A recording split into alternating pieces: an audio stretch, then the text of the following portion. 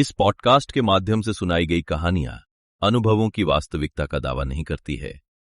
Podcast का उद्देश्य कहानियों के माध्यम से किसी भी तरह का अंधविश्वास फैलाना या अंधविश्वास को बढ़ावा देना नहीं है, या किसी भी धर्म या संप्रदाय को ठेस पहुंचाना नहीं है। कहानियों का हेतु केवल मनोरंजन है।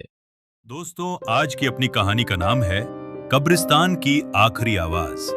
तो चलो शुरू करते आज की कहानी। गांव के बाहर एक पुराना कब्रिस्तान था, इतना पुराना कि वहां की कई कब्रों पर नाम तक मिट चुके थे। लोग कहते थे सूरज ढलने के बाद वहां कोई नहीं जाता। लेकिन राहुल इन बातों को सिर्फ अंधविश्वास मानता था। एक दिन उसने अपने दोस्तों से कहा, आज रात 12 बजे मैं कब्रिस्तान जाऊंगा और प्रूफ भी लाऊंगा। दोस्तों ने बहुत रोका, पर राहुल नहीं माना।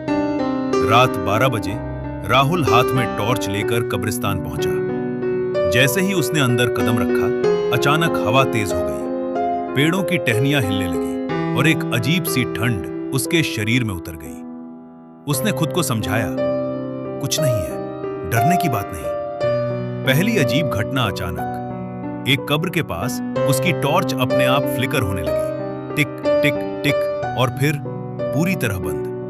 अब चारों तरफ सिर्फ अंधेरा था। राहुल ने घबराकर टॉर्च को झटका। तभी दूर से एक आवाज आई, राहुल। उसका दिल जोर से धड़कने लगा। कौन है? उसने चिल्लाकर पूछा। कोई जवाब नहीं। पीछे कोई है? राहुल ने कदम आगे बढ़ाया। तभी उसे अपने पीछे किसी के चलने की आवाज सुनाई दी, ठक ठक ठक। वो रुका, आवाज भी रुक गई। वो चला, आवाज फिर शुरू। अब उसे यकीन हो गया वो अकेला नहीं है। कब्र जो हिल रही थी, अचानक उसकी नजर एक ताजा खुदी हुई कब्र पर पड़ी।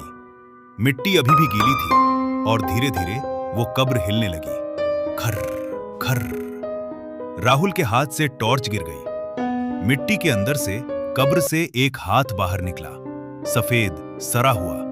धीरे धीरे पूरा शरीर बाहर आने लगा, आंखें खाली, चेहरा जला हुआ। वो सीधे राहुल की तरफ देख रहा था। आखिरी आवाज। राहुल पीछे हटने लगा, उसके पैर कांप रहे थे। तभी वो चीज बोली, तुमने हमें जगाया है। राहुल चिल्लाया, मुझे छोड़ दो। लेकिन तभी चारों तरफ की कब्रें हिलने लगी, एक एक करके। हर कब्र से आवाज आने लगी, हमें बाहर आने दो। भागने की कोशिश। राहुल पूरी ताकत से भागा, लेकिन कब्रिस्तान का गेट अब गायब था।